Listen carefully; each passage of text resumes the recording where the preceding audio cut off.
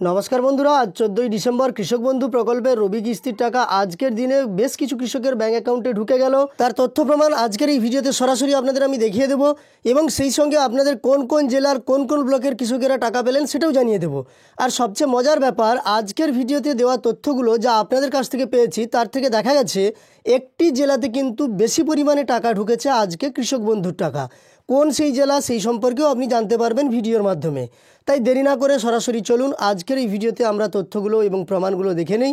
কৃষক বন্ধু প্রকল্পের রবি কিস্তির জন্য আর্থিক সহায়তা যেসব জেলার কৃষকদের ব্যাংক অ্যাকাউন্টে ঢুকেছে। আর সেই সঙ্গে আরেকটি কথা আপনাদের বলবো, আপনাদের যদি টাকা এসে থাকে আপনি কোন জেলার কোন ব্লক থেকে দেখছেন তা কমেন্টে আমাকে অবশ্যই জানিয়ে দেবেন।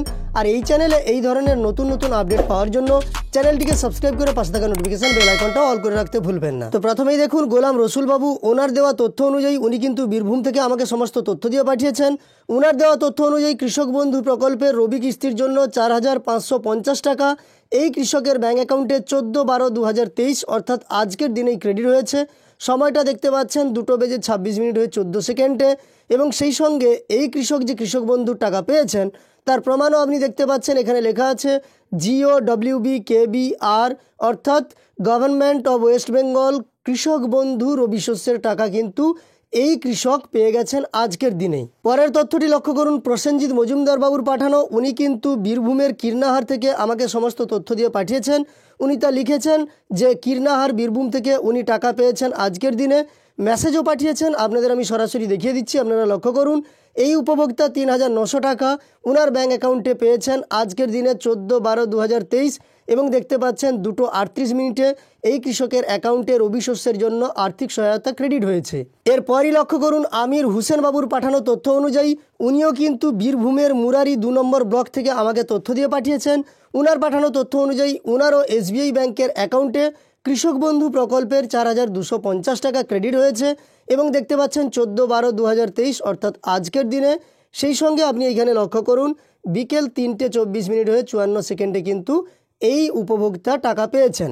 তো এই 3টি প্রমাণ যে আপনারা দেখতে পেলেন, এই 3টি প্রমাণই কিন্তু বীরভূম থেকে ওনারা তথ্য দিয়ে পাঠিয়েছেন এবং বীরভূমে টাকা ঢুকেছে।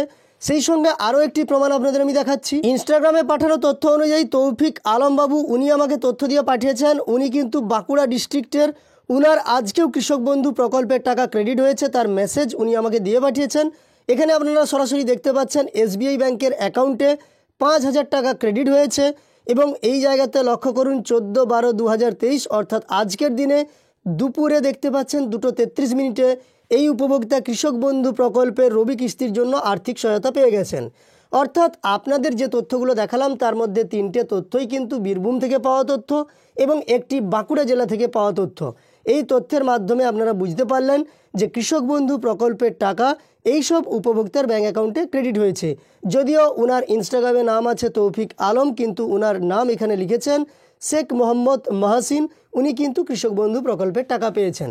যাই হোক, আপনি কোন জেলা থেকে দেখছেন, আপনার ব্লকের নাম কি, আপনি কৃষক বন্ধু প্রকল্পের টাকা পেলেন কিনা আমাকে কমেন্টে জানিয়ে দেবেন। আর যদি টাকা না পেয়ে থাকেন তাহলে রিকোয়েস্ট করব ওয়েট করবেন।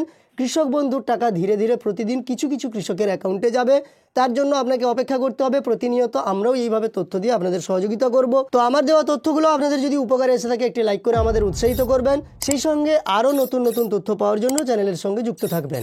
এই ভিডিওটি শেষ পর্যন্ত দেখার জন্য অসংখ্য ধন্যবাদ।